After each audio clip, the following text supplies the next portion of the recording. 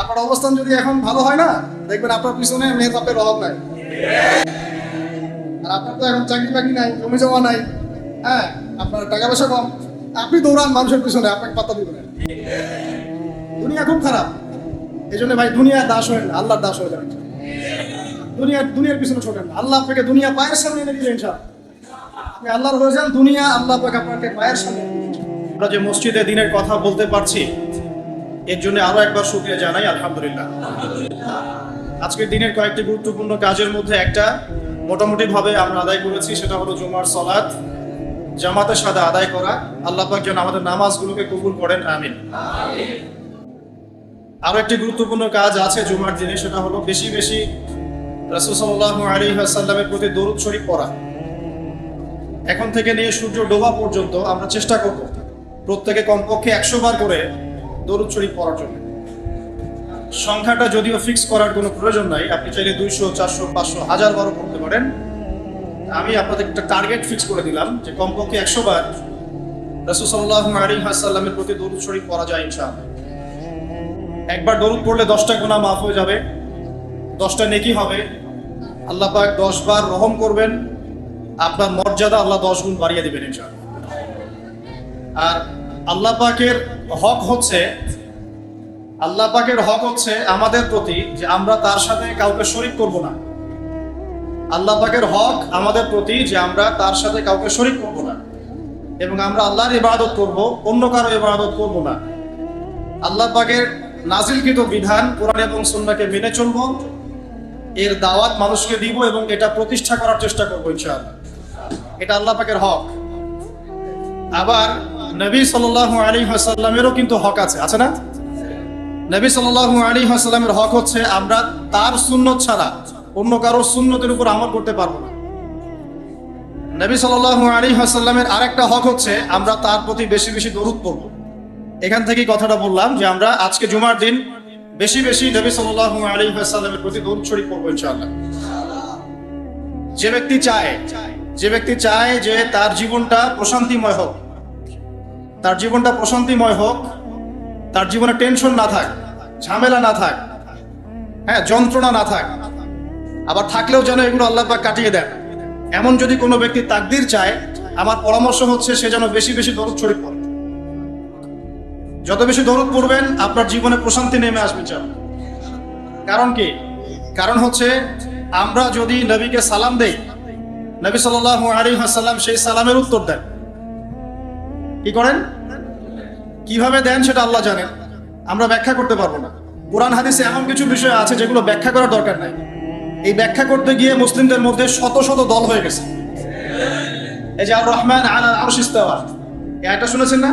আর রহমান আলাল আরশ ইস্তাওয়া, রহমান আরশের উপরে ইস্তাওয়া, রহমান আরশের উপরে ইস্তাওয়া। রহমান মানে কে? আল্লাহ পাক আরশের উপরে ইস্তাওয়া। এখন ইস্তাওয়া এর ব্যাখ্যা করতে গিয়ে কেউ বলেছে আল্লাহ পাক সমাসীন। আল্লাহ পাক কি? নাউজুবিল্লাহ। সমাসীন মানে কি? একটা আসনের উপরে যিনি বসা থাকেন, একটা আসনের উপরে বসা থাকেন, সমাসীন। এই চেয়ার বা কুরসির উপর আমি যদি বসি, আপনি বলতে পারেন আমি এই কুরসির উপরে সমাসীন। আল্লাহ পাক কি বসে আছে? তাহলে যে ইস্তাওয়া এর অর্থ যে করলেন সমাসীন, এটা কুফরি হয়ে গেল না? ইস্তাওয়াকে ইস্তাওয়ার জায়গায় ছেড়ে দেন। আল্লাহ পাক আরশের উপরে ইস্তাওয়া, আল্লাহ তার জাত এবং সিফাত অনুযায়ী যেভাবে থাকা সেভাবে আছেন। আমার ব্যাখ্যা করার প্রয়োজন আছে? ব্যাস, এই ব্যাখ্যাগুলো করতে গিয়ে সমাজে দলে দলে বিভক্ত হয়ে গেছে। প্রত্যেকেই বলছে আমারটাই সহি, আমারটাই কি, আর অন্যটা বাতিল। তো এই কাজগুলো করতে যাবেন না।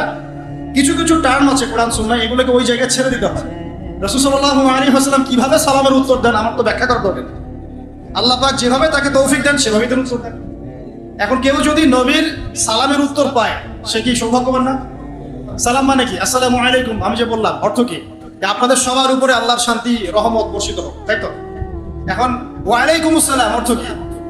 আপনার উপরেও আল্লাহ পাকের শান্তি এবং রহমত বর্ষিত হোক, ওয়া রাহমাতুল্লাহি ওয়া বারাকাতুহু। আচ্ছা, এখন নবী সাল্লাল্লাহু আলাইহি ওয়াসাল্লাম যদি কাউকে সালাম দেন বা সালামের উত্তর দেন, তার অর্থ কি আসবে? তোমার উপরেও শান্তি বর্ষিত হোক। আর নবী যদি কারো জন্য শান্তির দোয়া করে, তার জীবনটা শান্তি হবে না? এখান থেকে বললাম যে যত বেশি আপনি দরুদ শরীফ পড়বেন ইনশাআল্লাহ আপনার জীবনে শান্তি নেমে আসবে। আল্লাহ পাক আমাদেরকে বেশি বেশি দরুদ পড়ার তৌফিক দান করুন। আমিন। তো আজকে একটা বিশেষ উপলক্ষে এখানে এসেছি। আজকে জুমার খুতবা দেয়া উদ্দেশ্য ছিল না, আজকে জুমা আপনাদের সাথে আদায় করবো এটা উদ্দেশ্য ছিল। তারপরেও আমার চেষ্টা করেছিলাম জুমার খুতবা ধরার জন্য, কিন্তু বাংলাদেশের একটা সুন্নত আছে, কি বাংলাদেশের একটা সুন্নত আছে, কি সুন্নত বলেন দেখি? আচ্ছা, বাংলাদেশের সুন্নত ট্রাফিক জ্যাম, ভাঙ্গা রাস্তা। না, এখন অবশ্য রাস্তাঘাট অনেক উন্নত হয়েছে আলহামদুলিল্লাহ, এটা স্বীকার করতে হবে। এখন রাস্তাঘাট অনেক উন্নতি হয়েছে আলহামদুলিল্লাহ, তবে সফল হয় না। তো মাশাআল্লাহ, যাক, যে সফরের কষ্ট যত বেশি, এই সফরের নেকিও তত বেশি। ওই শব্দ তো আমার অনেকে সহ্য করতে পারে না, এই শব্দ শুনলেই মাথার তার ছিঁড়ে যায়। সুবহানাল্লাহ, আমরা তো স্পষ্ট করেই বলছি, জিহাদ মানে নিরপরাধ মানুষকে হত্যা করা নয়। কি জিহাদ মানে? নিরপরাধ মানুষকে হত্যা করা নয়। জিহাদ মানে অমুসলিমদের ঘরে ঘরে এই যে কি বলবো সন্ত্রাসী কর্মকাণ্ড চালানো নয়। জিহাদ মানে মুসলিমদেরকে হত্যা করা নয়। কিন্তু নবী সাল্লাল্লাহু আলাইহি ওয়াসাল্লাম যখন বদর এবং উহুদে, খন্দকে, খায়বারে, তারপরে আপনার মুতায়, ইয়ারমুকে, এই যে শতাব্দীর পর শতাব্দী মুসলিমরা যে কুফফারদের বিরুদ্ধে সশস্ত্র সংগ্রাম করেছেন, এটা কোরআন হাদিসে নাই? এটা এক প্রকার জিহাদ, এটা সর্বোচ্চ লেভেলের জিহাদ। আবার ব্যক্তিগত লেভেলের জিহাদ আছে, যেমন নিজের নফসের প্রবৃত্তির সাথে জিহাদ করব। আমার নফস চাচ্ছে একটা মেয়ের সাথে অবৈধ সম্পর্ক করবো, আমি নফসকে কন্ট্রোল করলাম, তার মানে কি নফসের সাথে আপনি জিহাদ করলেন। শীতের দিন ঘুম থেকে উঠতে ইচ্ছা করছে না নামাজে আসতে, কিন্তু আপনি জোর করে উঠলেন আল্লাহর জন্য, ওযু করলেন, আসলেন, আপনি নফসের বিরুদ্ধে জিহাদ করলেন। আবার আল্লাহ পাক কোরআনকেও কোরআন দিয়ে জিহাদ করতে বলেছেন। আল্লাহ পাক সূরা ফুরকানের মধ্যে বলেছেন যে কাফের, মুশরিক, মুনাফিকদের সাথে তোমরা কোরআনের যে বাণী, এই বাণী দিয়ে জিহাদ করো। ওয়া জাহিদুহুম বিহি জিহাদান কাবীরা, তোমরা এই কোরআন দিয়ে এদের বিরুদ্ধে জিহাদ করতে থাকো। এখানে কোরআনের জ্ঞান দিয়ে জিহাদের কথা বলা হলো। তাহলে কয়ভাবে হলো? নফসের সাথে হলো, জ্ঞান দিয়ে হলো, তারপরে মাল দিয়েও জিহাদ হয়, অর্থ সম্পদ। ওয়া জাহিদু ফি সাবিলিল্লাহ বিআমওয়ালিকুম ওয়া আনফুসিকুম, তোমরা মাল দিয়ে আল্লাহর পথে মাল ব্যয় করো, সম্পদ ব্যয় করো, এটাও জিহাদের অন্তর্ভুক্ত।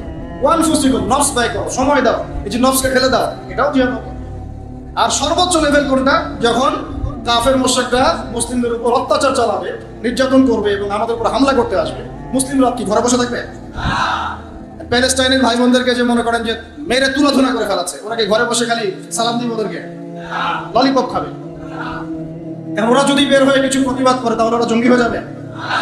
পশ্চিমারা যা শিখায়, কিছু আছে আলেম নামের জালেম, ওইটাই শেখে। পশ্চিমারা যা শিখায় ওইটাই শেখে। পশ্চিমারা এই শব্দগুলোকে সারা বিশ্ব বিতর্কিত করে দিল, যাতে এই শব্দ উচ্চারণ করতে মানুষ ভয় পায়। এখন দেখেন, এই শব্দ উচ্চারণ করতেই মানুষ ভয় পায়। তো তোমার তো এর বিপক্ষে অবস্থান নেওয়ার কথা ছিল, তুমি তো এর পক্ষে গেলা কেন? মুনাফিক কোথাকার। তো মুনাফিক চিনতে হলে এভাবে চিনতে পারে, কোরআন সুন্নাহর কিছু অংশ মানবে, কিছু অংশ মানবে না, কিছু অংশ জাজুল্লামান মানবে, জাজুল্লামান মানবে না। এক ভাইয়ের কথা মনে আছে আমার, মনে পড়ে গেল, তার নামটা নিয়েই নেই। আলোকিত জ্ঞানী প্রোগ্রাম দেখেছিলেন? শাহাদাত হুসাইন খান ফয়সাল, নাম শুনেছেন? উনি হচ্ছে প্রথম চ্যাম্পিয়ন। মাশাআল্লাহ, আমি তার সাথে কিছু সময় কাটিয়েছি দিনই মুযাকারাতে। মানুষকে চিনতে হলে অল্প সময় যথেষ্ট হয়। আপনি যখন বড় আলেমদের কাছে যাবেন, 10 মিনিট বসলে বুঝতে পারবেন তার জ্ঞানের গভীরতা কত বেশি। বেশি সময় লাগছে 10 মিনিট। হ্যাঁ, 10 মিনিট তার আচার আচরণ, আখলাক দেখলে বুঝতে পারবেন যে তার মধ্যে তাকওয়া কতটুকু আছে। তো সেই ভাইয়ের সাথে একদিন মুযাকারা হচ্ছিল, আলোকিত জ্ঞানীতে প্রশ্ন করেছিলেন তিনি। সবাই পরীক্ষা দিবে, তিনি প্রশ্ন করছেন, ওনাকে দায়িত্ব দেওয়া হয়েছে। তো অনেকে ওনাকে জিজ্ঞাসা করছিল যে ভাই, আপনি তো বদর, উহুদ, খন্দক, হুদায়বিয়া এইসব নিয়ে বেশি প্রশ্ন করছেন, এই জন্য আবার অনুষ্ঠান বন্ধ না করে দেয়। কথা বুঝতে পারছেন? কারণ সেই ভাই আমার সামনে একজনকে জবাব দিলেন, জাস্ট আমি শুনলাম উনি কি বলেন।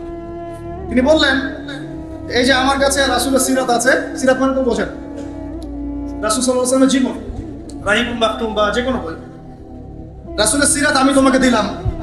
তুমি এখন এই সিরাত থেকে মাগাজি, মাগাজি মানে রাসূল সাল্লাল্লাহু আলাইহি ওয়াসাল্লাম অভিযান, বুঝতে পারছেন কি কথা? গাজওয়া এবং সারিয়া, যেটাকে মাগাজি বলি আমরা।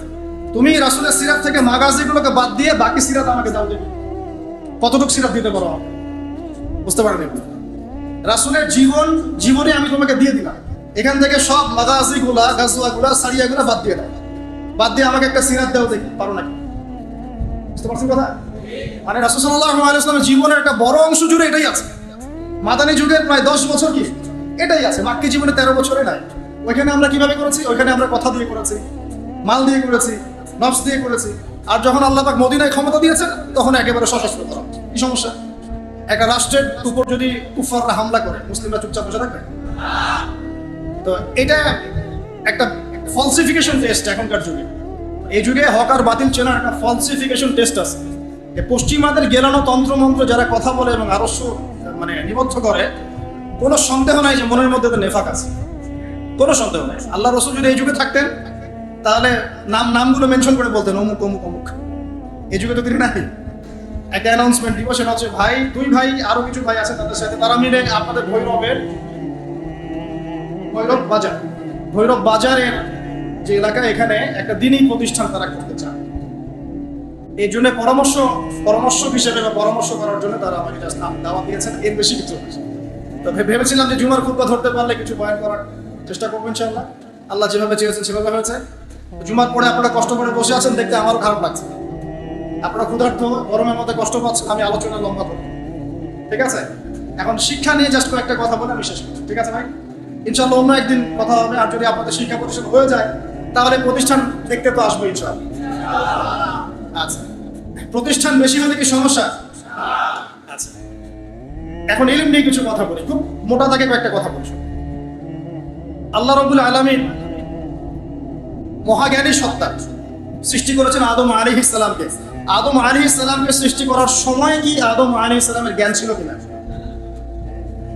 আল্লাহ পাক তাকে জ্ঞান শিক্ষা দিলেন না আদম আলাইহিস সালামের নিজেরই জ্ঞান ছিল? একটু বোঝেন কথাগুলো। আদম আলাইহিস সালামের নিজের জ্ঞান ছিল না আল্লাহ পাক তাকে শিক্ষা দিয়েছে? আল্লাহ পাক বলছেন ওয়াআল্লামা আদামা আসমাআ কুল্লাহা সুম্মা আরাদাহুম আলাল মালায়েকা। আল্লাহ পাক বলছেন আমি আদমকে সমস্ত নাম শিক্ষা দিলাম। আদমকে সৃষ্টি করার পরে আল্লাহ পাক বলছেন আমি আদমকে সমস্ত নাম শিক্ষা দিলাম। তাহলে জ্ঞানের উৎস কে? আমরা কি নিজে নিজে জ্ঞান পেয়েছি?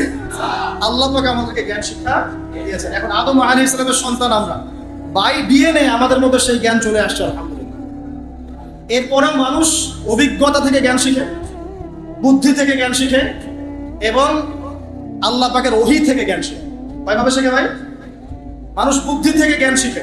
এই বুদ্ধি থেকে কিভাবে? ওই বাই ডিএনএ জ্ঞানগুলো চলে আসছে আমাদের মধ্যে, আদম থেকে আস্তে আস্তে তার সন্তানের মধ্যে আলাইহিস সালাম।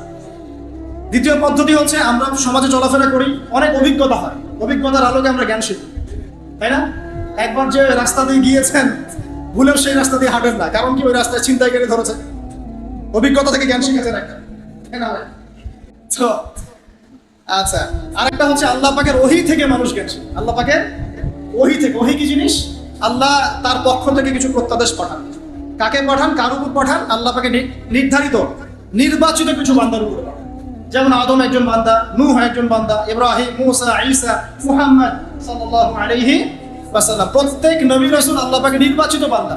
তাদের প্রতি আল্লাহ পাক তার পক্ষ থেকে কি পাঠান? ওহী পাঠান। এই ওহীটা হচ্ছে জ্ঞানের চূড়ান্ত উৎস। জ্ঞান কি ভাই?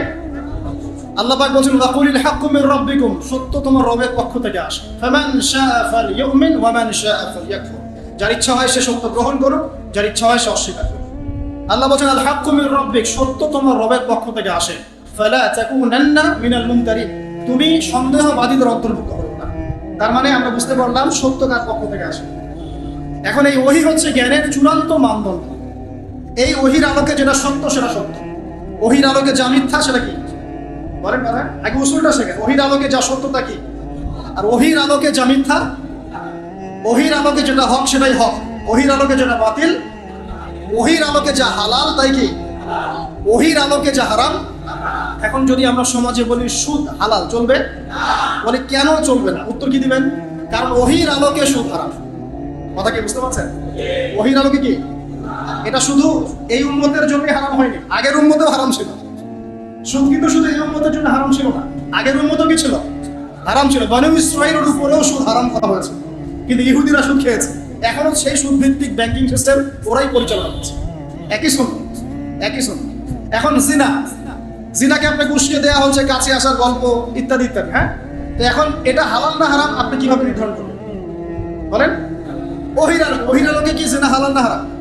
আল্লাহ বলছেন ধার কাছেও যেও না, ওয়ালা তাকরাবুজ জিনা, জিনা ধার কাছেও যেও না। দেখেন ধার কাছেও যেও না কথাটা কেমন? ওয়ালা তাকরাবা হাদিহি শাজারা, হে আদম এবং হাওয়া, এই গাছের ফল খাওয়া তো দূরের কথা, এর কাছেও যাবে।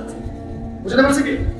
মেয়ের সাথে সেক্সুয়াল সম্পর্ক তো অনেক দূরের কথা, তুমি ফোনে কথাও বলবো না। কথা কি বুঝতে পারছেন ভাই? এর মধ্যে একটা শান্তি আছে। যখন আপনি এভাবে মেয়ে থেকে মুক্ত থাকবেন, পবিত্র থাকবেন, মনে একটা শান্তি পাবেন। এই শান্তি অন্যরা পাবে না। কিন্তু এটা পরকীয়ার যুগ চলছে না এখন। আপনি পরকীয়া না করে নিজের স্ত্রীকে নিয়ে সন্তুষ্ট থাকেন, আপনি মনে একটা শান্তি পাবেন, এটা অন্যরা পাবেন।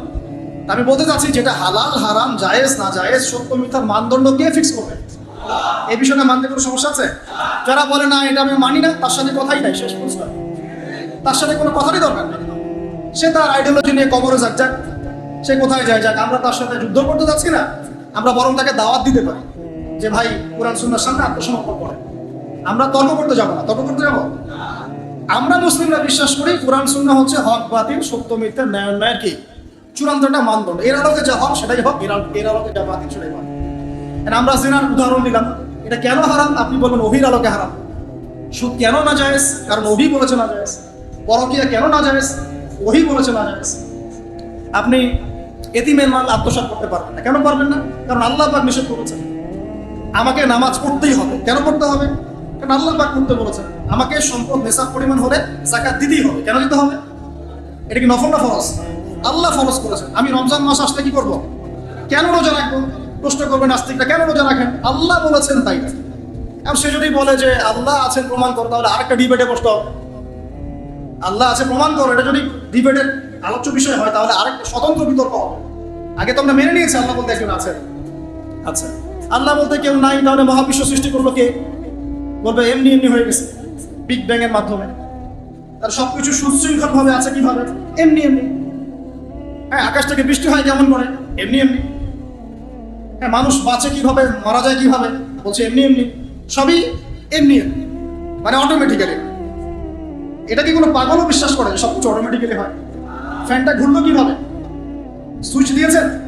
সুইচ দিয়েছেন তো, ইলেকট্রিসিটি আছে তো, একটা কারণ তো আছে। এই কারণ না থাকে যদি বলতাম ফ্যান এমনি এমনি ঘোরে, কানের মতো একটা থাপ্পড় লাগাবেন না? এই তো করবেন। আপনার সামনে কেউ বললে কি কার থাপ্পড় লাগাবেন না? তাই বেড়া, এটা এমনি এমনি ঘোরে। এখন এটা এমনি এমনি ঘোরে না, এক পুরো মহাবিশ্বের বিশাল এই ফাংশন এমনি এমনি হয়। চিন্তা করেন তো। ইনশাআল্লাহ আমি তাদের বিরুদ্ধে বই লেখার চেষ্টা করছি।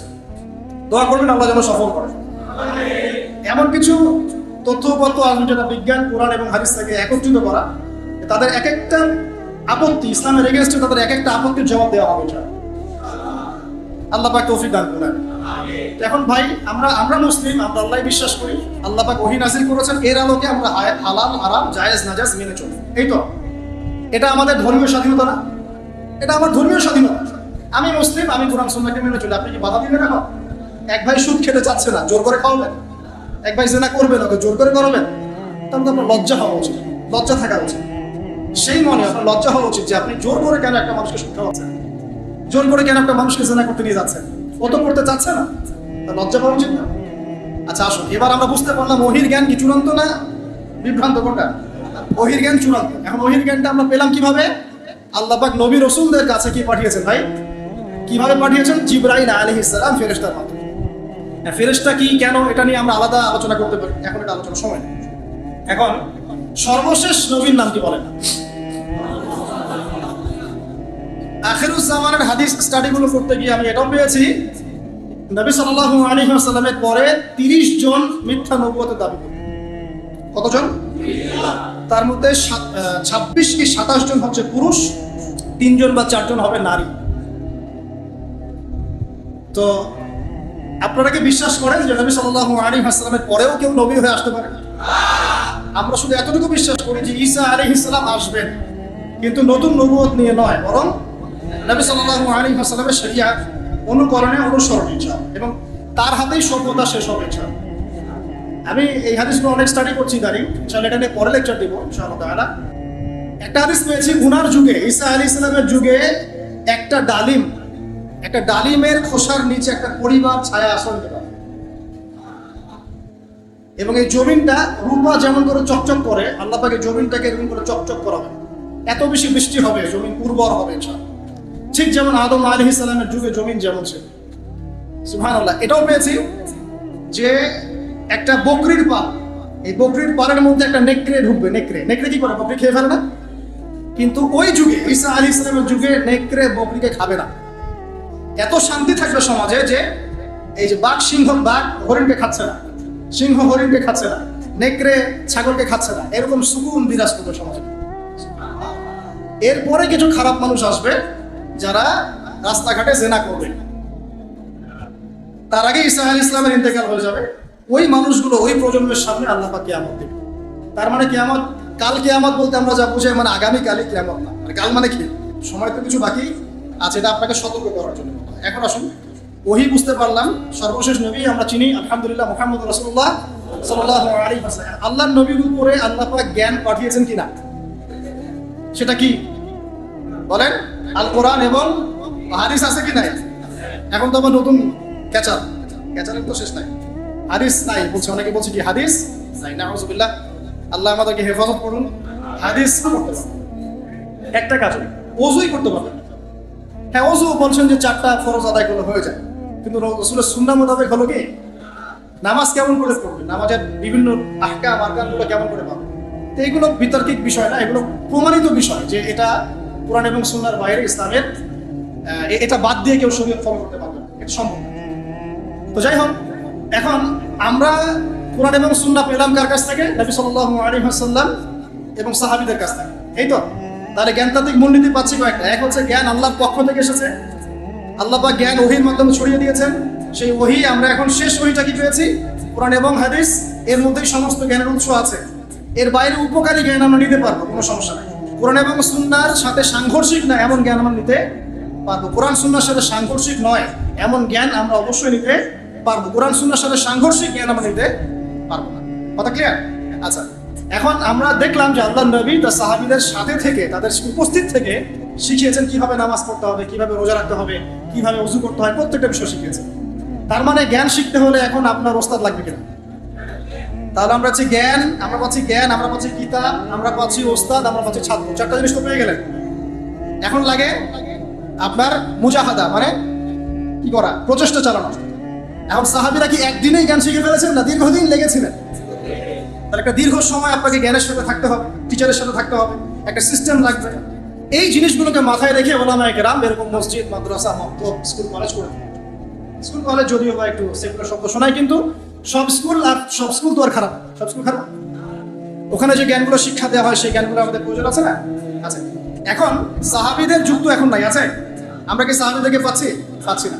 সাহাবীদের যুগের পরে ইমামদের যুগ ছিলেন, আমরা কি ইমামদেরকে পাচ্ছি? ইমামদের পর মুহাদ্দিসদের যুগ এসেছে, আমরা কি তাদেরকেও পেয়েছি? এখন আমরা কাদেরকে পেয়েছি? আমরা পেয়েছি প্রত্যেক যুগের বরেণ্য আলেমদেরকে। কাদেরকে পেয়েছে? তাহলে আমাদের সামনে কোরআন আছে, হাদিস আছে, নবী নাই, সাহাবী নাই, ইমাম কেউ নাই। আমাদের সামনে কারা আছে? আলেম ওলামা আছে। আলেম ওলামারা কোরআন সুন্নাহ থেকে আপনাকে মাসলা মাসাইল, ইসলামের বিধিবিধান এগুলো রিসার্চ করে আপনার সামনে উপস্থাপন করবেন, আপনি সেটা ফলো করবেন, এই তো। এর বাইরে কি কোনো অপশন আছে? এখন আমি যদি বলি না, আমি এই মাঝখানের আলেমদেরকেও নিব না, আমি ইমামদেরকেও নিব না, মুহাদ্দিসদের কাউকে নিব না, আমি খালি কোরআন সুন্নাহর বইপত্র পড়বো, সরাসরি নবীকে ফলো করব, আমি সরাসরি নবীকে ফলো করব, আমার কোনো মাধ্যমের দরকার নাই। তার মানে ব্যাপারটা এরকম যে আমার স্কুল, কলেজ, ইউনিভার্সিটি কিছু দরকার নাই, আমার টিচারের দরকার নাই, আমাকে মেডিকেল সায়েন্সের কিছু বই এনে দেন, পড়বো, ডাক্তার হয়ে যাবো।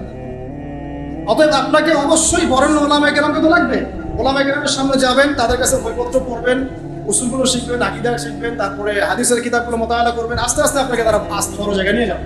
এই তো সিস্টেম। এই সিস্টেমের বাইরে কি নবীকে ফলো করার কোনো সিস্টেম আছে?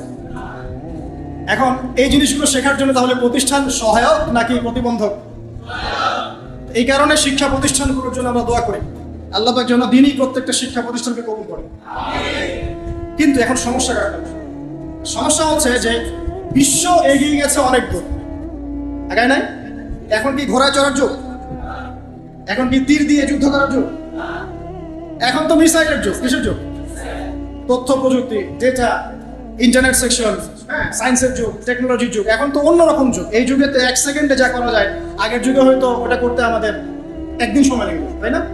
এক মুহূর্তের মধ্যে অনেক কিছু করা যায়, যেটা আগে সম্ভব ছিল না। এই যুগের জন্য উপকারী কিছু জ্ঞান শেখা কি ক্ষতিকর না ভালো? বুঝতে পারছেন না?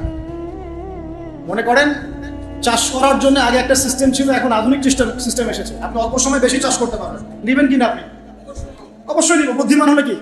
অবশ্যই নিব, যতক্ষণ না সেটা ইসলামের সাথে সাংঘর্ষিক হয়। ইসলামের সাথে সাংঘর্ষিক হলে নিচ্ছি না, কিন্তু উপকারী হলে নিব কিনা? এই জন্য আমি বলি, আমার পক্ষ থেকে আমার নাসিহা, আমার পরামর্শ, এটা আমার মত। সবারই মত প্রকাশের স্বাধীনতা থাকতে পারে, আপনার মত ডিফারেন্ট হতে পারে, আপনি আপনার মত নিয়ে কবরে যান, আমি আমার মত নিয়ে কবরে যাচ্ছি। কোনো সমস্যা নেই। আমার কথা হচ্ছে এখনকার যুগে কোরআন এবং সুন্নাহর যে জ্ঞানগুলো আমরা অর্জন করি এর সাথে সমসাময়িক উপকারী জ্ঞানগুলোর দরকার আছে। যে প্রতিষ্ঠানগুলো করতে চান সেগুলোর মধ্যে এই সিলেবাসগুলোকে ইনক্লুড করে সিলেবাস বানানো। আর সিলেবাসে একটু পরিবর্তন আনলে কি ক্ষতি হয়ে যাবে উম্মাহ? কোরআন সুন্নাহর সব উসুল ঠিক থাকবে, আমাদের সব যা আমরা আকীদা রাখি, আমরা যে মাযহাব ফলো করি, যে মানহাজ ফলো করি, সব ঠিক থাকবে, কিন্তু উপকারী যে বিদ্যাগুলো যেমন ম্যাথামেটিক্স, যেমন সায়েন্স, যেমন ধরেন কি বলবো এই যে ইকোনমিক্স, যেমন জিওপলিটিক্স, হ্যাঁ যেমন এই যে সায়েন্স এন্ড টেকনোলজি বা কম্পিউটার, ইন্টারনেট সেকশন, মানে যে জিনিসগুলো ইংরেজি, যেগুলো আমাদের বাংলা থাকবে, সাহিত্য থাকবে, দেশ থাকবে, আন্তর্জাতিক বিশ্ব থাকবে, সব থাকবে। এগুলো যদি আমার সন্তান ছোটবেলা থেকে শেখে কোনো সমস্যা আছে? এটা শিখলে কি সে ইসলাম থেকে বের হয়ে যাবে? বরং সে আজকে থেকে 20 বছর পর ইসলাম নিয়ে এমন কিছু কথা বলতে পারবে যা আমি এখন বলতে পারছি। দেখবেন 20 বছর পর সে ইসলাম সম্পর্কে এমন কিছু লিখতে পারবে যা আমি এখন লিখতে পারছি। 20 বছর পরের যে বিশ্বটা সামনে আসবে ওই বিশ্বটাকে আমার এই ছেলেটা ডিল করতে পারবে ইনশাআল্লাহ। এই পরিকল্পনা আমাদের করা উচিত কিনা? এই জন্য যেসব প্রতিষ্ঠানে সিলেবাসে কিছু সংশোধন আনার সুযোগ আছে সেখানে আনা উচিত, আমার মনে হয় আনা উচিত, এটা আমার মত। আপনি যদি ডিফার করেন এটা আপনার মত, আপনার থাকতে পারে। আর নতুন নতুন যে প্রতিষ্ঠানগুলো করতে চাচ্ছেন বা যে ভাইরা উদ্যোগ নিচ্ছেন, আমার পরামর্শ হচ্ছে ছোট থেকে একদম প্লে থেকে বা শিশু শ্রেণী থেকে বাংলা, ইংরেজি, অঙ্ক এগুলোর সাথে কোরআন সুন্নাহকে একটা কম্বাইন্ড করে একটা এডুকেশন সিস্টেম লঞ্চ করছে। এরকম কিন্তু অনেকেই কাজ করছে, দেশের অনেক জায়গায় এরকম কাজ হচ্ছে আলহামদুলিল্লাহ। তো এগুলোকে সমন্বয় করা খুব কঠিন কাজ। এখানে অনেক জেনারেল শিক্ষিত বড় বড় পদের ভাই আছেন, এখানে অনেক বুজুর্গ আছেন, অন্য ব্যক্তিবর্গ আছেন, সরকারি কর্মকর্তা আছেন, তারা সবাই ইনশাআল্লাহ শিক্ষিত মহল ইনশাআল্লাহ অ্যাটলিস্ট আমার এই কথাটার সাথে একমত হবেন। শুরু থেকেই আমাদের সন্তানদেরকে আমরা তো ইসলাম দিয়ে শুরু করবো, আলিফ বা তাসা দিয়ে শুরু করবো ইনশাআল্লাহ। আল্লাহকে চেনাবো, রাসূলকে চেনাবো, এখান থেকে শুরু করবো। পাশাপাশি আমরা ইংরেজি, বাংলা, অঙ্ক এগুলো সেখানে কোনো সমস্যা আছে? এই সমন্বয়টা করে যদি ক্লাস ওয়াইজ ভাগ করা যায়, ক্লাস 1, ক্লাস 2, ক্লাস 3, এভাবে যদি 10 পর্যন্ত যাওয়া যায়, যে আমার ছেলে 10 পর্যন্ত পড়াশোনা করেছে, 10 পারা হাফেজও হয়ে যাবে। সম্ভব কি না? সম্ভব। আমার ছেলে ক্লাস 10 পর্যন্ত পড়েছে, এই মাশাআল্লাহ 100 হাদিস তার মুখস্থ আছে। সম্ভব কি না? বছরে 10টা করে হাদিস মুখস্থ করা সম্ভব না? আমার ছেলে ক্লাস 10 এ পড়ে, সে শুধু ইংরেজি বাংলায় জানে না, আরবিও লিখতে পারে। সম্ভব কি না? সে কোরআন তেলাওয়াত করতে পারে। সম্ভব কি না? সে কোরআনের যে গ্রামার, যে আমরা যে মিজান, নাহু এগুলো পড়ি, এগুলো সে পড়তে পারে। সম্ভব কি না? আমার ছেলেটা অনার্সে পড়ছে, পাশাপাশি হাদিসের ইবারতও পড়তে পারে। এটা সম্ভব কি না? এই জিনিসটা যদি আমরা একটু গুছিয়ে করতে পারি ইনশাআল্লাহ তাআলা, আমি খুব আশাবাদী যে আগামী 10 থেকে 20 বছরের মধ্যে আপনি নতুন একটা প্রজন্ম পাবেন ইনশাআল্লাহ। এই প্রজন্ম দুই দিকেই সমান দক্ষ হবে ইনশাআল্লাহ। তবে তারা কেউ যেন উদ্ধত অহংকারী না হয়, তারা যেন কেউ শিক্ষিত মূর্খ হয়ে না যায়। শিক্ষিত মূর্খ আছে আমাদের, এটা নিশ্চিত করতে হবে আমাদের। তারা যেন সত্যবাদী হয়, সৎসাহসী হয়, তারা যেন কর্মঠ হয়, খেলাধুলা করে, ফিজিক্যালি ফিট হয়, তারা যেন ঠিক টাইমে ঘুমায়, ঠিক টাইমে ওঠে, ভালো খাবার খায়, ভালো পরিবেশে মেশে, এগুলো নিশ্চিত করতে হবে। কারণ পড়াশোনা শুধু কিন্তু বই পুস্তক পড়ার নাম, আখলাকের পরিবর্তনের নাম পড়াশোনা। আমি এমন অনেক মানুষ দেখেছি, আল্লাহ মাফ করুন, আমি দুর্নাম করতে চাই না, কোরআন সুন্নাহর প্রচুর জ্ঞান আছে, আখলাকের বালাই নাই। কোরআন সুন্নাহর প্রচুর জ্ঞান আছে, ধর করে হাদিসের এবারত আপনাকে বলে দিবে, উসুল বলে আখলাক নাই, আখলাক চরিত্র, আখলাক নেই, আদর্শ নেই। আবার আমি এমন মানুষ দেখেছি, আখলাক 5 মিনিটে আপনার কাছে মনে হবে আপনি পরকাল চিনে ফেলেছেন। এমনও মানুষ বাংলার আনাচে কানাচে আছে, বড় বড় ওলামা কেরামদের দরবারে যান, তাদের সাথে পরামর্শ করেন, দেখা সাক্ষাৎ করেন, 5-10 মিনিটে বুঝবেন যে পরকাল কি জিনিস। আখলাক কি?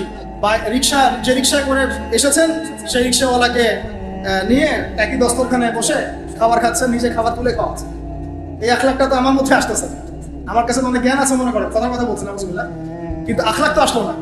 তাহলে জ্ঞান আর আখলাক কি এক জিনিস? আল্লাহ নবী শুধু জ্ঞান শিক্ষাটা নেই, আখলাকও শিক্ষা দিয়েছে। আল্লাহ পাক আমাদের সবাইকে এমন সন্তান গড়ে তোলা তৌফিক দান করুন যারা উভমুখী শিক্ষায় শিক্ষিত হবে এবং চমৎকার আখলাকের মানুষ হবে।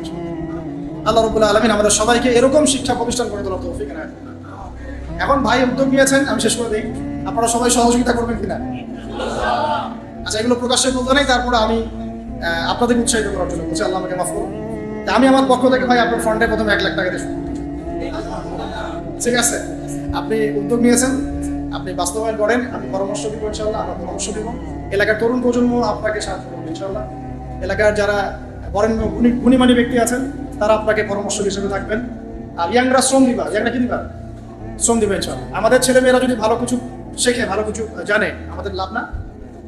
শেষ করার আগে একটা হাদিস দিয়ে শেষ করি। মানুষ মারা গেলে সব আমল বন্ধ হয়ে যাবে। মানুষ মারা গেলে কি হবে ভাই? এই যে এত ফুটানি বাহাদুরি শেষ, মুহূর্তেই শেষ। আল্লাহ মাফ করুক আমাদেরকে। আল্লাহ আমাকে আপনাকে সবাইকে, আমাদের তরুণ প্রজন্মকে আল্লাহ পাক দীর্ঘ নেক হায়াত দান করুন। নেক হায়াত দান করুন। নেক হায়াত, যে হায়াত আল্লাহর পথে কাটে, এটা নেক হায়াত। বদ হায়াত দিয়ে কি করবেন? বদ হায়াতের তো খালি মানে ভুক্তভোগী হইতে হবে পরে। তো দেখেন, মানুষ মারা গেলে সব আমল বন্ধ হয়ে যায়, শুধুমাত্র তিনটা রাস্তা খোলা থাকে। ওটা ভাই, একটা বলা হচ্ছে সদকায়ে জারিয়া। একটা কি? সদকায়ে জারিয়া। সদকায়ে জারিয়া মানে যে মসজিদ একটা সদকায়ে জারিয়া হতে পারে, মাদ্রাসা একটা সদকায়ে জারিয়া, এরকম ইসলামিক শিক্ষা প্রতিষ্ঠান সদকায়ে জারিয়া। আপনার নলকূপ স্থাপন করেছেন, গাছ লাগিয়ে দিয়েছেন, মানে মানুষের কল্যাণে কন্টিনিউয়াসলি কাজে আসছে, এগুলোর নাম কি? সদকায়ে জারিয়া। জানেন রাষ্ট্র যারা চালান তাদের সদকায়ে জারিয়া পাওয়ার কত সুযোগ আছে? মনে করেন রাষ্ট্রের একজন প্রেসিডেন্ট, তিনি যদি 100টা হসপিটাল করে দেন আল্লাহর সন্তুষ্টির জন্য, কবরে গেলে এই 100টা হসপিটালে যত মানুষ চিকিৎসা নেবে সব নাকি দেবে, লাভ না? যত রাস্তাঘাট করা হয়েছে এগুলো যদি আল্লাহকে সন্তুষ্ট করার জন্য করা হয়, মানুষকে সন্তুষ্ট করার জন্য, আল্লাহকে সন্তুষ্ট করার জন্য এগুলো করা হয়, এই নিয়ত ঠিক থাকে, মৃত্যুর পরেও কবরের মধ্যে এই মানুষ চলাচল করছে, রাস্তাঘাটে নেকি পাবেন, ব্রিজ পার হচ্ছে নেকি পাবেন, কালভার্ট ইউজ করছে নেকি পাবেন। সদকায়ে জারিয়া মানে কি? সমাজ কল্যাণমূলক, জনকল্যাণমূলক কাজ, যে কাজ কি হয় চলতে থাকে, অনবরত চলতে থাকে। তো আল্লাহ পাক আমাদেরকে সদকায়ে জারিয়ামূলক কাজ করার তৌফিক দান করুন। এখন বলেন, শিক্ষা প্রতিষ্ঠান সদকায়ে জারিয়ামূলক কাজ কিনা? জারিয়ামূলক কাজ কিনা? এটা যে টিকে থাকে এবং এখানে যদি শত শত মানুষ পড়াশোনা করতে থাকে, এই নেকিটা কে পাবে? যারা এটার উদ্যোগ নিয়েছে, প্রতিষ্ঠাতা, তারা পাবেন ইনশাআল্লাহ, শিক্ষকরা পাবেন ইনশাআল্লাহ। আল্লাহ পাক তৌফিক দান করুন। সহিহ বুখারীর নাম শুনেছেন না? ইমাম বুখারী কি বেঁচে আছেন? এখন পর্যন্ত সহিহ বুখারী পড়া হয় কিনা? এই নেকি কে পাচ্ছেন? এই নেকি কে পাচ্ছেন? বুখারী রাহিমাহুল্লাহ কবরে শুয়ে নেকি পাচ্ছেন ইনশাআল্লাহ। এরকম কিছু কাজ করে যায়, আল্লাহ পাক তৌফিক দান করুন। দুই নাম্বার হচ্ছে সৎ সন্তান। 2 নম্বর কি ভাই? সৎ সন্তান। সন্তান তো তোমাদের এখন হয় নাই, দেখ আল্লাহ পাক হওয়ার ব্যবস্থা করুন। যুবকরা এখানে খুব মানে কষ্টে ভোগে, বুঝি, আমিও বুঝি, কারণ আমরাও ভুগেছি এক সময়। হ্যাঁ, 8-10টা বিয়ের প্রস্তাব দিয়েছি, মানুষ গ্রহণ করে নাই। হ্যাঁ, কারণ হচ্ছে আমার টাকা পয়সা ছিল না, বাড়ি নাই, টাকা নাই, কিছু নাই। তোমার সাথে বিয়ে শাদী দিয়ে কি হবে? আমরা বংশ খারাপ করবো নাকি? এখন লাইন ধরে করে কি করে এখন? ওই জন্য একদিন বলেছি আপনাদেরকে, মানুষের অবস্থানকেই আছে, এটা সত্য কথা। আপনার অবস্থান যদি এখন ভালো হয় না, দেখবেন আপনার পিছনে মেয়ে বাপের অভাব নাই। আর আপনার তো এখন চাকরি বাকরি নাই, জমি জমা নাই, হ্যাঁ, আপনার টাকা পয়সা কম, আপনি দৌড়ান মানুষের পিছনে, আপনাকে পাত্তা দিবেন। দুনিয়া খুব খারাপ। এই জন্য ভাই, দুনিয়ার দাস হয়ে না, আল্লাহর দাস হয়ে যান। দুনিয়ার পিছনে ছোটেন না। আল্লাহ আপনাকে দুনিয়া পায়ের সামনে এনে দিলেন, আপনি আল্লাহর হয়ে যান, দুনিয়া আল্লাহ পাক আপনাকে পায়ের সামনে এনে দিলেন। তখন দুনিয়ার প্রতি আপনার মোহ কাজ করবে, সিরিয়াসলি বলছি, মোহ কাজ করবে। আল্লাহ আমাদেরকে সবাইকে পরকালের স্বার্থে কাজ করার তৌফিক দান করুন। সৎ সন্তান একটা নেককার জিনিস। কারণ পিতামাতা মৃত্যুর পর তারা দোয়া করতে থাকে, তারা সেই পিতামাতার লেগেসি বহন করে। এখন আমাদের সন্তানদেরকে সৎ বানানোর জন্য শিক্ষা প্রতিষ্ঠান কাজে দিবে কিনা? তাহলে দুটো মিললো কিনা? আচ্ছা, 3 নাম্বার হচ্ছে এমন জ্ঞান যা মানুষের উপকারে আসে। এমন জ্ঞান যা মানুষের উপকারে আসে, এই দৃষ্টিকোণ থেকে শিক্ষা প্রতিষ্ঠানগুলো কাজে আসতে পারে কিনা? অতএব আমরা দোয়া করি যে ভাই যে উদ্যোগটা নিয়েছে, এই উদ্যোগটা যেন আল্লাহ পাক এই 3টা ক্ষেত্রে বাস্তবায়ন করা তৌফিক দান করুন। এটা যেন সদকায়ে জারিয়ার মাধ্যম হয়, এটা যেন মানুষকে ভালো কিছু জ্ঞান শেখানোর মাধ্যম হয়, এবং এমন কিছু স্টুডেন্ট আমাদের সন্তানের মতোই, এমন কিছু সন্তান আল্লাহ পাক আমাদেরকে মানুষ করার তৌফিক দান করুন, যারা আগামীতে ইসলামকে হাতে নিয়ে, কোরআন সুন্নাহকে হাতে নিয়ে এই বিশ্বের চ্যালেঞ্জগুলো মোকাবেলা করবে, ইসলামকে এগিয়ে নিবে, প্রতিষ্ঠা করবে।